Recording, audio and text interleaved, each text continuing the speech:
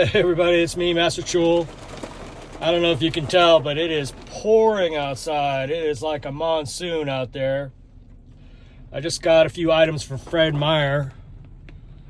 And of course I had to buy some more lottery tickets, right? Because the Powerball is up to $1.9 billion. Right? That's a lot of moolah. That is a considerable amount of moolah. Even if you were to take the lump sum, right? That would end up being quite a bit. Heck, even if I got $1 million after taxes, everything's said and done, I'd be pretty dang happy. That's $1 million I don't have. You know what I mean? Like 100,000 would help tremendously. Let alone $1 million, let alone 500 million. You know, everybody wants a piece of the pie, right? Anyway, you know, I was thinking, this is my neighborhood, Fred Meyer. I shop here all the time. There's a lot of regular people I see who are super helpful and friendly. How awesome would it be to come in here and be like, you know, you're always really helpful and I want to say thank you, and here's a little envelope, and in the envelope put like 10 grand in there. 10 grand. That's a lot of money, you know. People working in retail, 10 grand, that's a pretty good chunk of money. I don't know who you are, but that's probably at least 5 or 6 months rent, maybe. You know, that's a big chunk of money, you know. And, you know, I think people are always like, if I had $1 billion, I'd buy me a big house, and I'd buy me a Lamborghini, and I'd buy me, you know, 10 motorcycles and 20 guns, and, you know. And I don't know, that's just not the way my brain thinks. The first thing I think about is, sure, I'd pay off my bills, but like I said, it only cost me like maybe 50 grand to pay off all the bills I owe. 50 grand. Well, okay, maybe a little bit more than that, but not much. Maybe 70 grand. Okay, 70 grand to be safe. That's it. I'd be paid off and have money in the bank. Sure, I got 3 kids. It'd be good to get a house, something to secure, you know, that grows and invests. So I'd buy me a modest house. I don't need $1 million house. I don't need some huge, why? You know what I mean? But I'd probably buy me a $500,000 house, you know, something pretty nice. And that's about it. Pay off my car. I'm happy with my car. I don't need a Lamborghini or a Ferrari. I don't need, you know, a bunch of extra toys, you know. I might buy me a PS5 again, because sometimes I kind of miss having a gaming system, but that's about it. But the first thing that comes to my mind, besides, you know, the immediate, is how I could affect other people. You know, if you had that much money, think of all the other people you could help that would go miles for them, who are in the same boat as me. You know, my checking account most of the time is in the red. By the time I get my paycheck, my account is already in the red. You know, everybody, all my creditors are calling me, you know, your bill is past due. And it's always the threat of looming, you know, everything I've worked hard to rebuild my credit after having the worst credit in history, and then having literally 5-star credit, to heading in the direction of having the worst credit again. You know, it's like a season of life.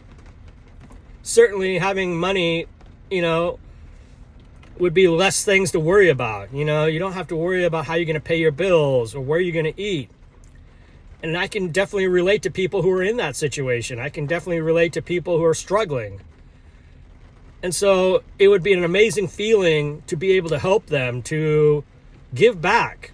Because I know what it's like to be in that situation where you have to make a choice between putting gas in your car and buying food. You know, it's like, okay, are we going to eat ramen noodles again because mac and cheese? And, well, yeah, because that's all we can afford. You know, and I have to have the gas in my car to get to the job to pay for the bills that I can't afford. It's a vicious cycle. You know, it's like you go to a restaurant and you see the waitress and she's talking to the other waitresses about how her car is broken down and she's a single mom and raising her kids. There's a lot of us out there who are just trying to make it, you know? And you see these rich billionaires, you know, who are making so much money, and they're crying about how they lost, you know, millions, maybe billions, I don't know. But to them, what is $1 million when you made billions of dollars? You know, same thing for us. It's like, you know, I look at my 401k and I lost $6,000 since yesterday, but I never saw that money.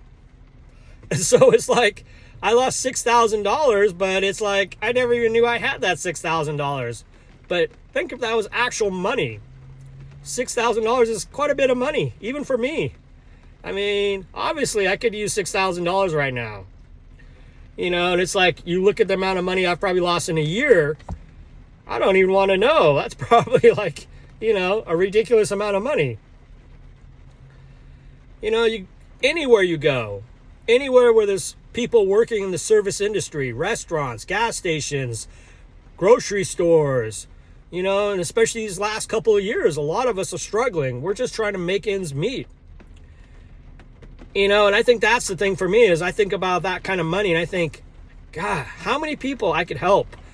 And it's not about recognition or knowing who I am. It's not like I need to be, you know, oh, I'm going to post that on YouTube. Well, sure, I could, you know, but being rich, you wouldn't have to be, it's like you're just trying to get views because you already have tons of money. You don't need to worry about views. You're doing it because you're trying to spread positivity and hopefully get people to pay it forward, right?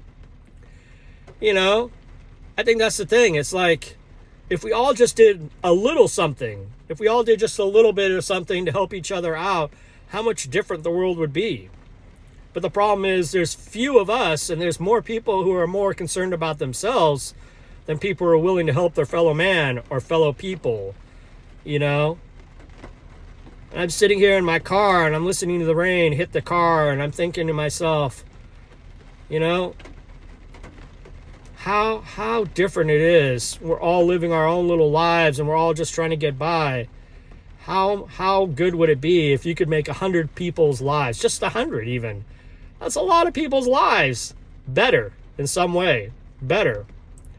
You know, I can't fix, you know, if your car is broken or you got divorced or the cat is sick in the hospital.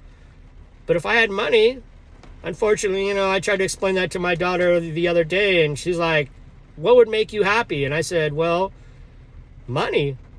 You know, and I hate to say that, but it's not the money because I go out and buy a bunch of things, but you need money to survive. And I explained that to her and I said, it's hard to focus on other things and be happy about other things when the majority of your stress is coming from the lack of money. You can't pay your bills, you can't put food on the table, and you're worried about how you're going to make it till the next month. You know? And unfortunately, that's not just something I'm experiencing. I'm sure there's a lot of people experiencing that.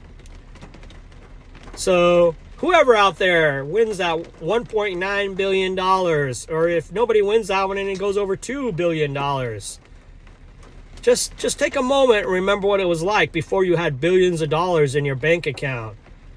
Just take a moment and remember and say, yeah, I remember what it was like to be poor or not to be a billionaire or a millionaire. And remember, you know, you can do a lot of good with that money.